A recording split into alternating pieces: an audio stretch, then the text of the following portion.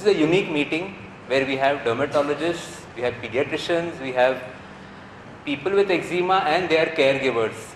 And what binds us all together is we all care for eczema, and we are here to share our knowledge, experiences, tips with each other, and how we can improve the life of all people who have eczema. So I think that is the basic thing which is binding us together. And this is the first time such a meeting has ever been held where actually patients and doctors are getting together and discussing.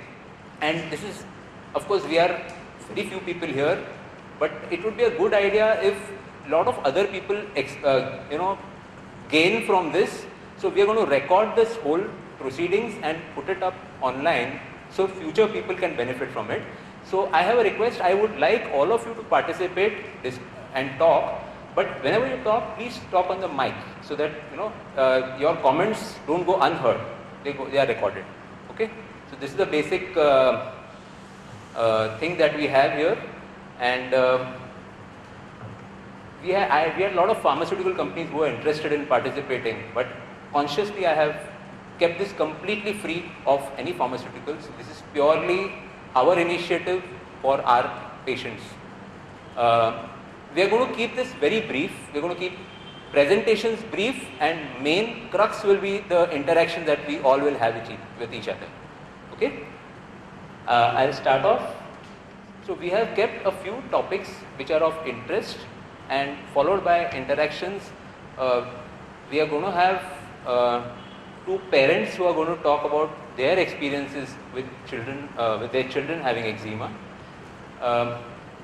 Some common questions about eczema. I am going to talk very briefly and in very simple language. I am not going to keep it very complicated. So, question that we are often asked is, what is eczema? So basically, eczema is itchy. You cannot have eczema without itch. It is the single most important factor that affects the quality of life of the patient who has eczema. It is chronic. It is not like a headache. You will pop a pill or two and your headache goes away. This is something which gets better, tends to relapse, and it's a long haul when you're dealing with eczema. It is inflammatory. What you mean by inflammation is kind of something like an angry skin, which manifests as redness. As you can see here, you can see some amount of redness, scaliness. Sometimes there will be oozing, there will be scabbing. That kind of skin happens, and most commonly presents early in childhood, in infancy or childhood. Of course, we have people who get it in adult age also, or in children who persist up to adult age. And what basically happens in eczema is that there is a problem in the barrier of the skin. The skin is an envelope which serves two main purposes. The loss of fluids from the body, it prevents that, and it also prevents the entry of various pathogens, infections, allergens, irritants, all those. So when this is lost, when the barrier function is lost, all the problems start happening. Then the question is often asked, why did I get eczema? Why did it happen? Again, there is no simple answer why some people get eczema. It's a kind of, one can say, an tendency. One has an eczema tendency or atopic tendency. Some people are also allergic to other things. Some people also have associated, cold rhinitis or bronchial reactivity, means wheezing, etc. So these can sometimes be associated, or they can happen independently. And sometimes there is a family history of either of these conditions in the family, in the family members. The basic thing is, we know that the skin is different of atopics, and the most important thing is there is a low itch threshold. All of us have a pain threshold and an itch threshold. Now, when I used to go in my rural posting to a remote place, Jawar, once we ran out of local anesthetic and a tribal had got a cut, he said, "Doctor, I don't need anesthetic, you just stitch it up." The person did not wince when we were taking the stitches. And we have people who jump when they just touch, the injection needle touches them. So the threshold of pain varies, likewise the threshold of itch varies from person to person. The threshold for itch in eczema is low. So that's why itching is very uncomfortable but uncontrollable. Of course, as we discussed, the problems in the skin are there. Enzymes are produced, proteases which break down the proteins and again contribute to inflammation. And there is an abnormal immune response. There are immune system which normally protects us against infections, bacteria, virus, etc. Here the immune system goes haywire and produces inflammation in the skin. $1,000,000 question, when will I get cured? And unfortunately the answer is not very simple, because again, what is the definition of cure? If you define cure like a like an infection, okay, you give a 10-15 day course, a scabies infection or a fungal infection, and it's gone for good. So that kind of a thing doesn't happen in eczema. So there is no magic bullet, there is no easy fix. But what I tell them is, like, if I have rhinitis, if I have a tendency to recurrent colds, is there a treatment that I can take for a few days and then whatever I do, I'll not get a cold again? But if I change my lifestyle in a fashion that I avoid cold things, if I avoid, when possible, going in the dust, avoid certain scents, follow a regular lifestyle, if I do some pranayama meditation, if I do some inhalers regularly, I can keep it under control. So likewise in eczema, lifestyle modification is the key and can play a big role. And still people often are apprehensive that, so am I stuck with this for life? So that need not necessarily be the case. In all these chronic disorders, there is something called as remission. And remission is that phase where even after stopping the treatment for weeks, months to years, you may not see the disease again. And our goal is to try to put the person with eczema into remission and maintain in remission as far as possible. So that is the basic goal that we all have, improve the quality of life and maintain remission. Of course, it's not easy. And here, support of the family, support of siblings, all that is extremely important. And managing eczema is a team approach. Everyone plays their role. Dermatologist, your pediatrician, the parents, the siblings, everyone plays a team approach, and that's when we get good control of eczema. It's very important to avoid blaming. You didn't do this right, you did this, so that's why you got it. Really doesn't serve any purpose, brings you down on the contrary. And we are not fighting each other, we are fighting a common enemy. And that's the basic goal that we share. It's very important to use the right language. Oh, stop scratching. Why are you scratching like this? This is very, very demoralizing. On the contrary, oh, you seem to be very uncomfortable with the scratching. So let's see what can we do about it. Your approach makes a big difference. And praise when the slightest achievement, small achievement is done. That motivates the person to take, to work better and harder, because it's not easy to adhere to treatment. It's very difficult. See, sir is going to talk about treatment. We have treatments available, but there is complexities in treatment. And we'll later on discuss amongst us, what all do you do when itching is really bad? What are the measures that we can do? We can share tips with each other. One thing which can help is, around, many of you know me since many years, know that around 10 years back I was quite obese. And when I lost my weight, I used to just think thin. I used to imagine, how will I look when I'm slim? Likewise, if you imagine how you will look when your skin is clear, motivates you. Of course, here the parents have to do it when it's very small children involved, but motivation anyone will do well with. A very big important problem faced is when people around you stare at you, look at you, sometimes what's happened, and sometimes you'll get unsolicited advice, oh, do this, do that, this one applied this, I did that. Difficult to every time take it very coolly, but it's good to have cool stock answers that you can casually give, and people are worried that is this contagious or not. That's another big issue. So if we train our children how to respond to this, it can help them. It's a great thing when we are treating children if we involve them in the treatment process. I'm going to take tips from you how you involve your children in how they treat themselves, and how can we make moisturizing fun for them. So the gist of the thing is, how can we win? How can we try to win? So some principles. We have to understand whom you're dealing with, and that's the whole idea of holding these sessions, to understand, gain more insight, understand more about the condition, so then we know how to deal with it. We have to be realistic. Many a times, acceptance is the big thing. People find it difficult to accept, and that's why people aim for treatments that so-called cure it.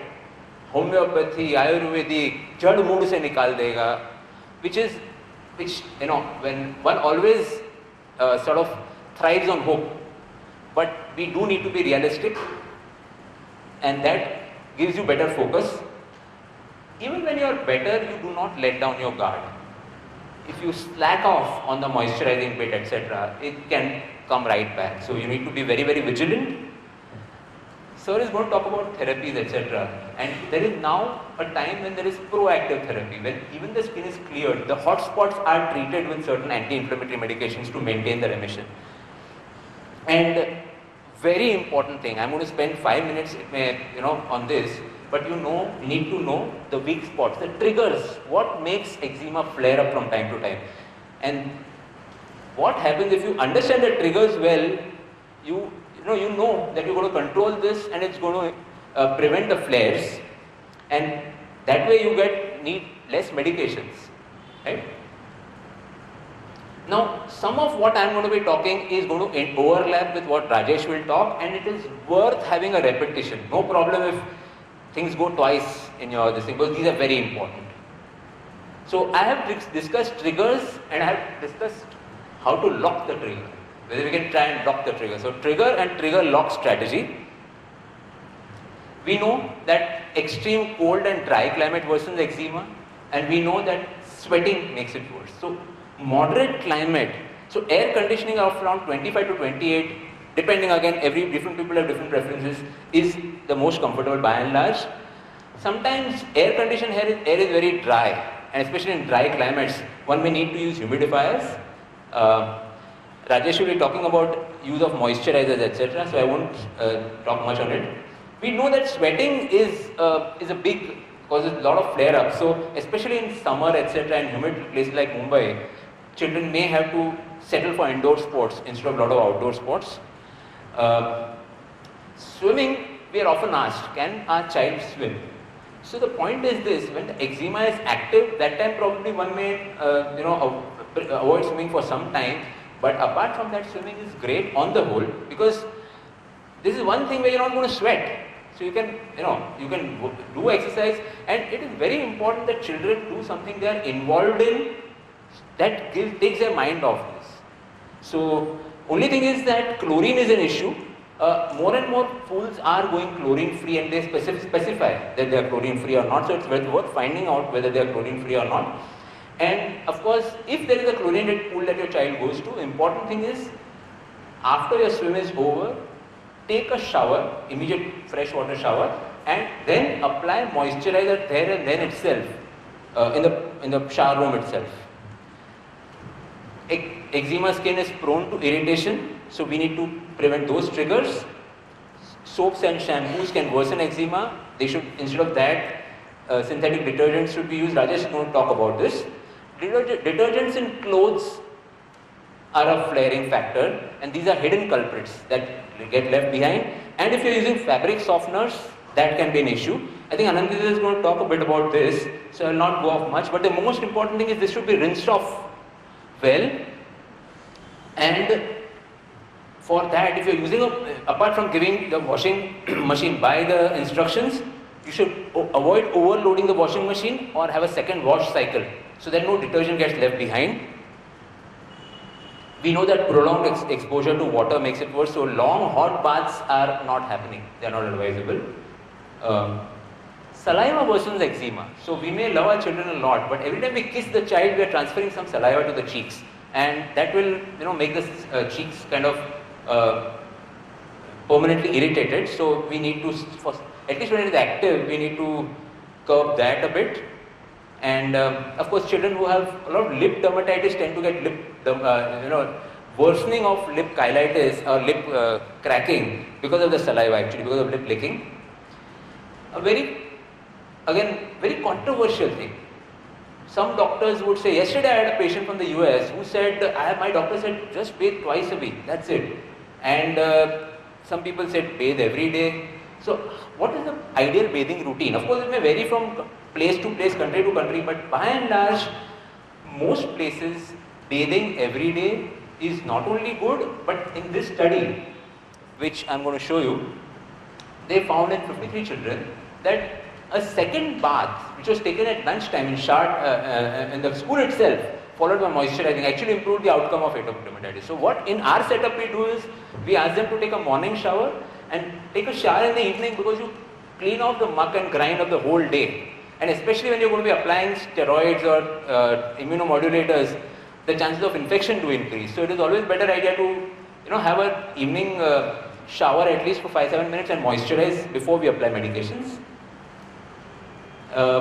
Woolens and synthetic fibers, Rajesh is going to talk about it, are a big no-no. They worsen this big time. And rough, ill-fitting clothes are bad. So soft cotton clothes, especially full sleeves, are better. But what does one do in winter? So in winter, either one layers of, one on top of the other cotton clothes, or cotton inners, and followed by wool, where wool doesn't touch the skin anywhere, is important. Bed sheets, bed covers, if they are coarse, can also worsen itching, especially rubber sheets you have to be careful about. Another thing I was going to talk about toys. So fur toys are irritating, so it's better to use, when soft toys are used, cotton washable toys are better. Pets, controversial issue. Pets, everyone loves pets, but there is no doubt that animal hair worsens atopic dermatitis. So given a choice, one should, at least eczema, people should stay away from pets. House dust again is a well-known factor, and our subsequent speakers will be talking on house dust. I won't go into details. Even day-to-day allergens, multiple of them can worsen. One of the things is nickel.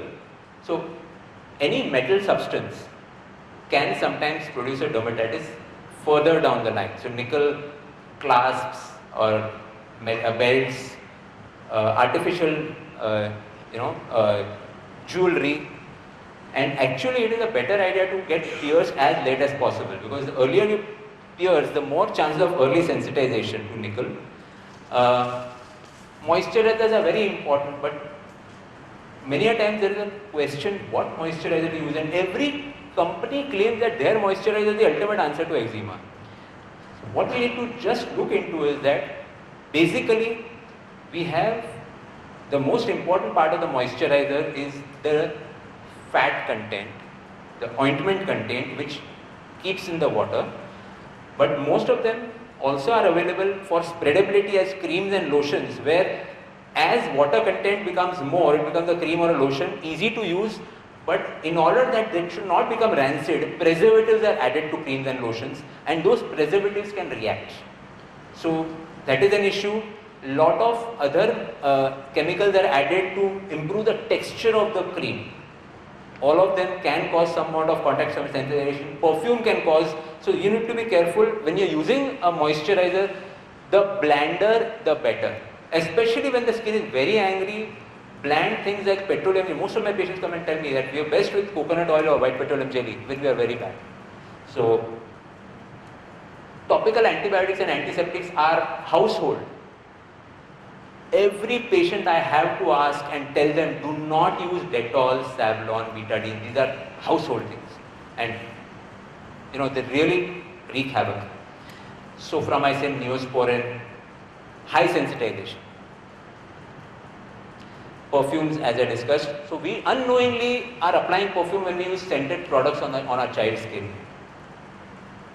And infections, Manjot is going to talk on what role infections have, but infections actually not only are more common in atopics, but they perpetuate the process of eczema. And lastly, the vicarious triggers means things that are transmitted from the mother to the child. Child is not exposed. You feel that you are not doing all this, but the mother is wearing woolen and keeping the child on her shoulder. Wool is touching the cheek of the child. So we need to be careful of that. All these products, lipsticks, cosmetics, perfumes used by mothers can all get transferred to the child. Smoking, etc. And stress. Unfortunately, stress does come into play when you are handling eczema. There are sleepless nights for the child, indirectly of the parents, and the stress of the parents gets transferred to the child. So sometimes one needs to deal with stress at all levels. I think this was just a very preamble to our meeting. And of course, we all know that in eczema, every little thing counts. So we'll see what other things we can do for eczema. Thank you all very much for coming here.